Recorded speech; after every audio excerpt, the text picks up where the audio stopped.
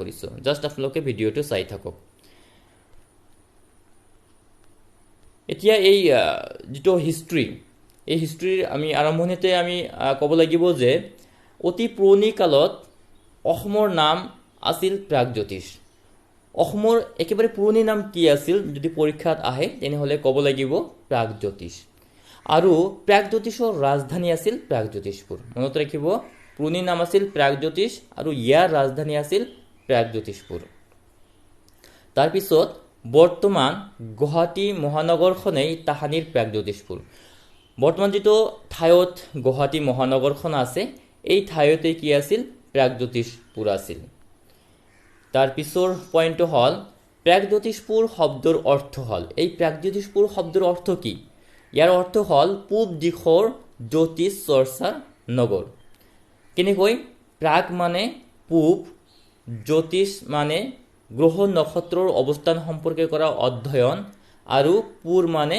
নগৰ এইখিনি মিলাই কি হৈছে প্ৰাগজ্যোতিষপুৰ হৈছে তেনেহলে আমি ইয়াৰ পৰা কি পালো যে অসমৰ পুৰণি নাম আছিল প্ৰাগজ্যোতিষ ইয়াৰ ৰাজধানী আছিল প্ৰাগজ্যোতিষপুৰ বৰ্তমান যেটো ঠাইত গুৱাহাটী আছে সেই ঠাইত প্ৰাগজ্যোতিষপুৰ আছিল আৰু প্ৰাগজ্যোতিষপুৰৰ অৰ্থ হল পূব দিশৰ জ্যোতিষ চৰ্চাৰ নগৰ এতিয়া আমি নেক্সট পইণ্ট লৈ যাও গুৱাহাটীৰ পূবফালে থকা চিত্ৰাচল পাহাৰত অৱস্থিত নৱগ্ৰহ মন্দিৰ ইয়াৰ পৰা যদি এটা প্ৰশ্ন আহে যে নৱগ্ৰহ মন্দিৰটো ক'ত আছে তেনেহলে ক'ব লাগিব চিত্ৰাচল পাহাৰ আৰু এই চিত্ৰাচল পাহাৰটো ক'ত আছে গুৱাহাটীৰ পূবফালে ইয়াৰ পৰা কি প্ৰমাণ পোৱা যায় ইয়াত এতিয়াও প্ৰমাণ কৰে যে পুৰণি কালত এই ৰাজ্যত জ্যোতিষ চৰ্চা হৈছিল পুৰণি কালত যে এই ৰাজ্যত জ্যোতিষ চৰ্চা হৈছিল ইয়াৰ পৰা প্ৰমাণ পাব পাৰি কেনেকৈ আজিও এই মন্দিৰত 9টা গ্ৰহৰ বিগ্ৰহক পূজা কৰা হয় এই নৱগ্ৰহ মন্দিৰত আজিও কি কৰা হয় গ্ৰহৰ বিগ্ৰহক কি কৰা হয় পূজা কৰা হয় এই কাৰণে আমি ইয়াৰ পৰা প্ৰমাণ পাব পাৰি যে পুৰণি কালত জ্যোতিষ চৰ্চা হৈছিল নেক্সট ৰামায়ণ আৰু মহাভাৰতৰ সময়ত ইয়াৰ নাম প্ৰাগজ্যোতিষ আৰু কামৰূপ আছিল যেতিয়া ৰামায়ণ আৰু মহাভাৰত ৰচনা হৈছিল সেই সময়তেই এই ঠাইখনৰ নাম কি আছিল প্ৰাগজ্যোতিষ আৰু কামৰূপ আছিল ৰামায়ণ কোনে লিখিছিল ৰামায়ণ লিখিছিল বাল্মীকিয়ে মহাভাৰত কোনে লিখিছিল বেদব্যাসে মহাভাৰত লিখিছিল এইবোৰ জানি ৰাখিব লাগে তেতিয়াৰ পৰা প্ৰায় দ্বাদশ শতিকালৈ এই দুয়োটা নামেৰেই জনাজাত তেতিয়াৰ পৰা অৰ্থাৎ ৰামায়ণ মহাভাৰত যেতিয়া লিখিছিল সেই সময়ৰ পৰা যেতিয়া অসমত আহোম সাম্ৰাজ্য প্ৰতিষ্ঠা হৈছিল এই সময়লৈকে প্ৰাগজ্যোতিষপুৰ আৰু কামৰূপ নামে জনাজাত আছিল বহুকাল জৰি আজিকালিৰ অসমৰ সৰ অংশ কোচবিহাৰ ত্ৰিপুৰা পশ্চিমবংগৰ জলপাইগুৰি জিলা বাংলাদেশৰ ৰংপুৰ বগুড়া ময়মনসিংহ বিহাৰৰ পূব অংশৰ পূৰ্ণিমা বিভাগ বহল প্ৰাগজ্যোতিষ আৰু কামৰূপ ৰাজ্যৰ ভিতৰু আছিল আগত যেটো প্ৰাগজ্যোতিষপুৰ আছিল এই প্ৰাগজ্যোতিষপুৰ কি আছিল কোচবিহাৰ ত্ৰিপুৰা পশ্চিমবংগৰ জলপাইগুৰি জিলা তাৰ পিছত বাংলাদেশৰ যিবিলাক জিলা আছে ৰংপুৰ বগুড়া ময়মনসিংহ তাৰ পিছত বিহাৰৰ পূৰ্ণিমা বিভাগ এই সকলোবোৰ কি আছিল প্ৰাগজ্যোতিষপুৰৰ অন্তৰ্গত আছিল মনত ৰাখিব বহুত ইম্পৰ্টেন্ট প্ৰশ্ন হয় এইবিলাক যে আমাৰ যেটো পুৰণি অসম কিমান ডাঙৰ আছিল ইয়াৰ পৰা আমি অনুমান কৰিব পাৰি যে বাংলাদেশৰ ৰংপুৰ ময়মনসিংহ এইবিলাক জিলা আমাৰ অসমৰ অন্তৰ্গত আছিল তাৰ পিছত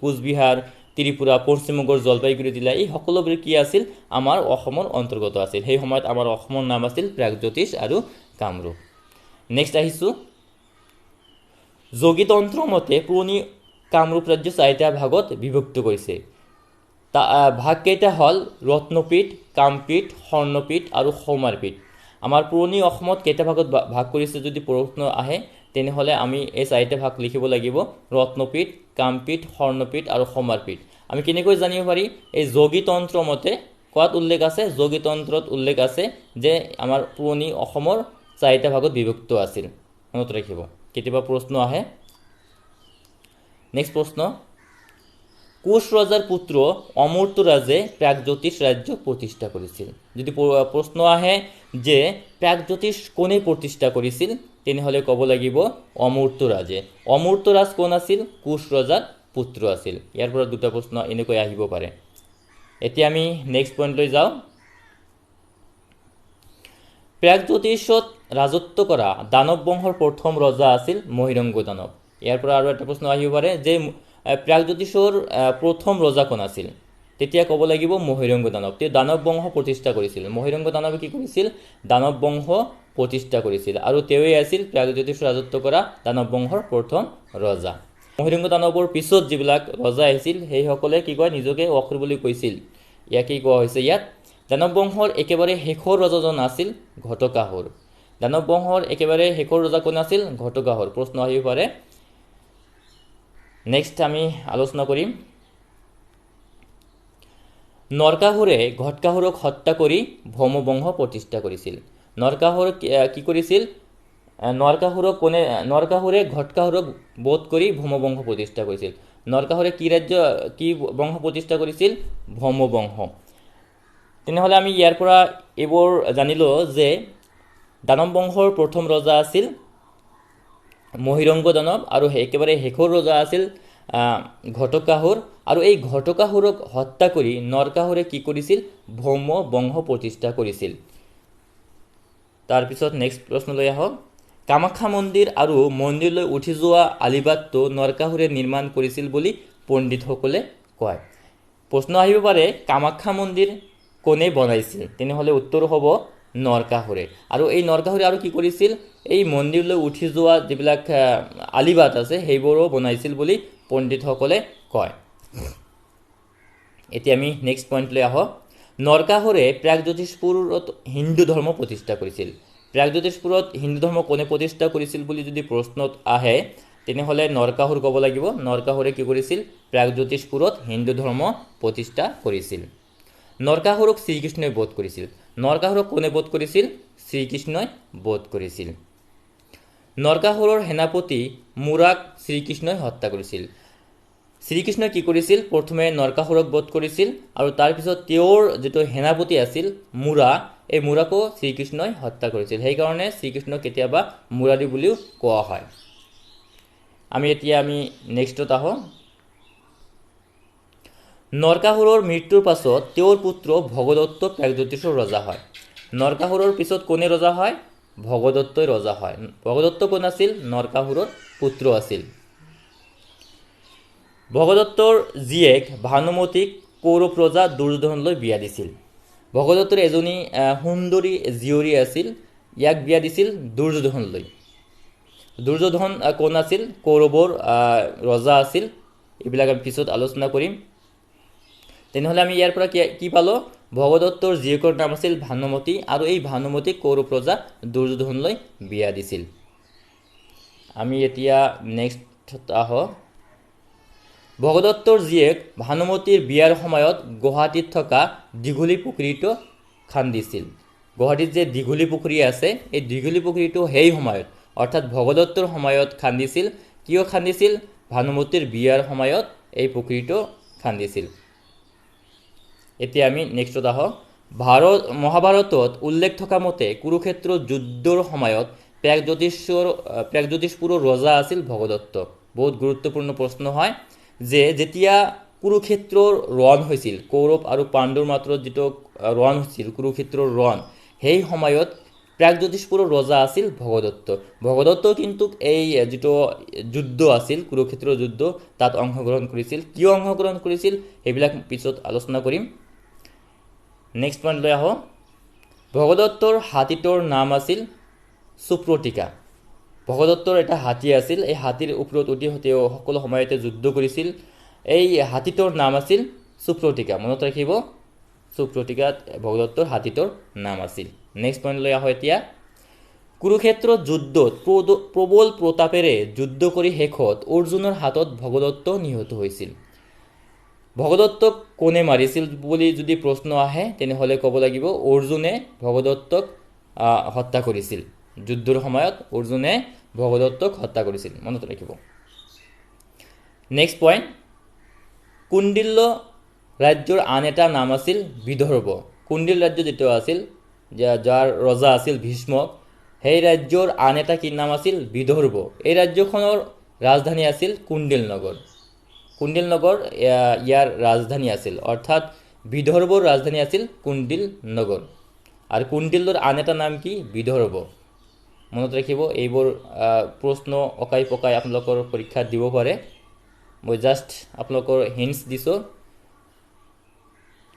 নেক্সট পইণ্ট কুণ্ডিল ৰাজ্যৰ ৰজা আছিল ভীষ্মক ইয়াতে আলোচনা কৰিলোঁ আগৰ পইণ্টত যে কুণ্ডিল ৰাজ্যৰ ৰজা কোন আছিল ভীষ্মক আছিল এই ভীষ্মকৰ আকৌ এটা জীয়ৰী আছিল সুন্দৰী জীয়ৰী তাৰ নাম আছিল ৰুক্মিণী এই ৰুক্মিণীক কাৰ লগত বিয়া দিছিল দ্বাৰকাৰ ৰজা কোন আছিল শ্ৰীকৃষ্ণ শ্ৰীকৃষ্ণই ৰুক্মিণীক হৰণ কৰি বিয়া কৰিছিল ইয়াৰ এটা ইণ্টাৰেষ্টিং কাহিনী আছে ইয়াত মই এই ভিডিঅ' ইমান দীঘলীয়া নকৰোঁ পিছত মই আলোচনা কৰিম কেতিয়াবা সময় পালে নেক্সট আমি পিছৰ পইণ্ট লৈ যাওঁ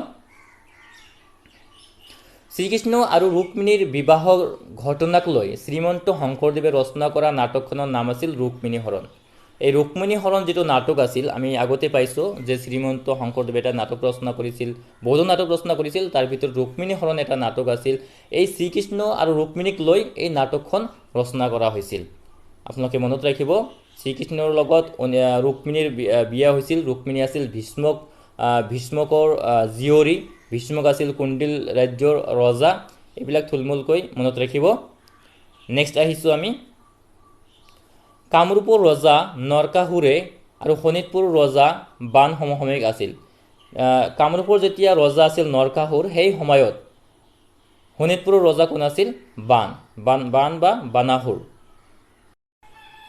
তেজপুৰত থকা মহাভৈৰৱ শিৱ মন্দিৰ বান ৰজাই নিৰ্মাণ কৰিছিল মহাভৈৰৱ শিৱ মন্দিৰ কোনে নিৰ্মাণ কৰিছিল বান ৰজাই নিৰ্মাণ কৰিছিল আৰু এই মহাভৈৰৱ শিৱ মন্দিৰ ক'ত আছে তেজপুৰত আছে নেক্সট উষা বান ৰজাৰ জীয়ৰী আছিল উষা কোন আছিল বান ৰজাৰ জীয়ৰী বা ছোৱালী আছিল উষাৰ সখীয়েকৰ নাম আছিল চিত্ৰলেখা উষাৰ সখী কোন আছিল চিত্ৰলেখা কোন আছিল চিত্ৰলেখা আছিল বান ৰজাৰ মন্ত্ৰী কুম্মাণ্ডৰ ছোৱালী বা জীয়ৰী মনত ৰাখিব নেক্সট পইণ্ট উষাক শ্ৰীকৃষ্ণ নাতি অনিৰুদ্ধই বিবাহ কৰিছিল কোনে বিয়া কৰিছিল অনিৰুদ্ধই বিবাহ কৰিছিল অনিৰুদ্ধ কোন আছিল শ্ৰীকৃষ্ণৰ নাতি মনত ৰাখিব শ্ৰীকৃষ্ণৰ নাতি অনিৰুদ্ধই উষাক বিবাহ কৰিছিল এতিয়া আমি নেক্সট পইণ্টটো আলোচনা কৰিম নেক্সট পইণ্টটো বহুত গুৰুত্বপূৰ্ণ পইণ্ট হয় আপোনালোকে ভালদৰে শুনিব উষা অনিৰুদ্ধৰ ঘটনাক লৈ বান আৰু শ্ৰীকৃষ্ণৰ মাজত যুদ্ধ হৈছিল উষা আৰু অনিৰুদ্ধৰ এটা ঘটনা আছে এই ঘটনাক লৈ কি বান আৰু শ্ৰীকৃষ্ণৰ মাজত যুদ্ধ হৈছিল ঘটনাটো এনেকুৱা ধৰণৰ উষা যেতিয়া আছিল বিবাহৰ সময় হৈছিল সেই সময়ত বিভিন্ন মানুহে তেওঁক বিয়া কৰিবলৈ আগবাঢ়ি আহিছিল তেওঁক ডিষ্টাৰ্ব কৰিছিল তেতিয়া কি কৰিলে বান ৰজাই অগ্নিগড় নামে এটা দুৰ্গ বনাই তাত বন্দী কৰি ৰাখিলে তাত উষা আৰু চিত্ৰলেখা আছিল সেই সময়ত এবাৰ কি হৈছিল সপোন দেখিছিল কোনে সপোন দেখিছিল উষাই সপোন দেখিছিল যে কাৰোবাৰ লগত তেওঁৰ প্ৰেম হৈছে প্ৰেম হোৱাৰ পিছত বিবাহ হৈছে তেতিয়া কি কৰিলে এই চিত্ৰলেখাই বিভিন্ন ৰজা মহাৰাজা কৌৰৱৰ কি কৰিলে চিত্ৰ আঁকিলে শেষত গম পালে যে শ্ৰীকৃষ্ণৰ নাতি অনিৰুদ্ধক উষাই সপোন দেখিছিল তেতিয়া কি কৰিলে উষাই এই অনিৰুদ্ধক পাবলৈ উত্ৰাৱল হৈ পৰিলে পিছত বাধ্য হৈ চিত্ৰলেখা কি কৰিলে মায়াজালেৰে কি কৰিলে এই অনিৰুদ্ধক তাৰ পৰা কি কৰিলে দ্বাৰকাৰ পৰা অপহৰণ কৰি লৈ আহিলে অপহৰণ কৰি যেতিয়া আনিলে তেতিয়া বান ৰজাই গম পাইছিল বান ৰজাই গম পোৱাত কি কৰিলে বান ৰজাই অনিৰুদ্ধক বন্দী কৰি ৰাখিলে তাৰপিছত শ্ৰীকৃষ্ণই কি কৰিলে অনিৰুদ্ধক উদ্ধাৰ কৰিবৰ কাৰণে যুদ্ধ কৰিলে সেই যুদ্ধটো এই হৰিহৰ যুদ্ধ নামে জনাজাত এনেকৈ যুদ্ধ হৈছিল বান শিৱ ভক্ত আছিল বান কি আছিল শিৱ ভক্ত আছিল বাবে বানৰ হৈ শিৱ যুদ্ধত অৱতীৰ্ণ হৈছিল যুদ্ধত কি অৱতীৰ্ণ হৈছিল এইটোৰ এটা কাহিনী আছে এবাৰ কি হৈছিল শিৱ তাণ্ডৱ নৃত্য কৰিছিল এই তাণ্ডৱ নৃত্য কৰাৰ সময়ত বান ৰজাই তেওঁৰ 1000টা বাহুৰে কি কৰিছিল মৃদংগ বজাইছিল মৃদংগ বজাওৱাৰ কাৰণে শিৱই কি হৈছিল সন্তুষ্ট হৈছিল আৰু তেওঁ কৈছিল তোমাক কেতিয়াবা মই সহায় কৰিম সেই কাৰণে এই যুদ্ধত বানৰ হৈ শিৱ যুদ্ধত অৱতীৰ্ণ হৈছিল মানুহৰ মাজত কৃষ্ণক কৃষ্ণ কি কোৱা হয় হৰি বুলি কোৱা হয় আৰু শিৱক হৰ বুলি কোৱা হয় এই কাৰণে কেতিয়াবা এই যুদ্ধক হৰিহৰ যুদ্ধ বুলি কোৱা হয় ঊষা অনিৰুদ্ধৰ কাহিনীক লৈ কবি চন্দ্ৰ ভাৰতীয় কুমাৰ হৰণ আৰু পীতাম্বৰ দ্বিজে ঊষা হৰণ নামৰ পুথি দুখন ৰচনা কৰিছিল। পীতাম্বৰ দ্বিজে কি ৰচনা কৰিছিল? ঊষা পৰিণয়। আৰু চন্দ্ৰ ভাৰতীয়ে কি ৰচনা কৰিছিল? কুমাৰ হৰণ। মনত ৰাখিব, এই পুথি দুটাৰ কেতিয়াবা প্ৰশ্ন আহে যে কুমাৰ হৰণ কোনে ৰচনা কৰিছিল? চন্দ্ৰ ভাৰতীয়। আৰু ঊষা পৰিণয় কোনে কৰিছিল? পীতাম্বৰ দ্বিজে। আজিৰ ভিডিঅ'টো ইয়াতে সমাপ্ত কৰোঁ। নেক্সটত আৰু এটা ভিডিঅ' লৈ আহিম য'ত মই আলোচনা কৰিম এনচিয়েণ্ট হিষ্ট্ৰী। এনচিয়েণ্ট হিষ্ট্ৰী হ'ল বৰ্মন বংশ প্ৰতিষ্ঠা হোৱাৰ পৰা আমাৰ অসমত যেতিয়া আহোম সাম্ৰাজ্য প্ৰতিষ্ঠা হৈছিল, চুকাফাই ৰাজ্য প্ৰতিষ্ঠা কৰিছিল, এই সময়খিনিৰ মাজত যিটো এনচিয়েণ্ট হিষ্ট্ৰী, এই হিষ্ট্ৰীটো আলোচনা কৰিম। যদি ভিডিঅ'টো ভাল পাইছে তেনেহ'লে লাইক, কমেণ্ট আৰু শ্বেয়াৰ কৰিব। আৰু যদি এতিয়ালৈকে মোৰ চেনেল ছাবস্ক্ৰাইব কৰা নাই, ছাবস্ক্ৰাইব কৰিব। তেনেহ'লে আজিলৈ আহোঁ। ধন্যবাদ।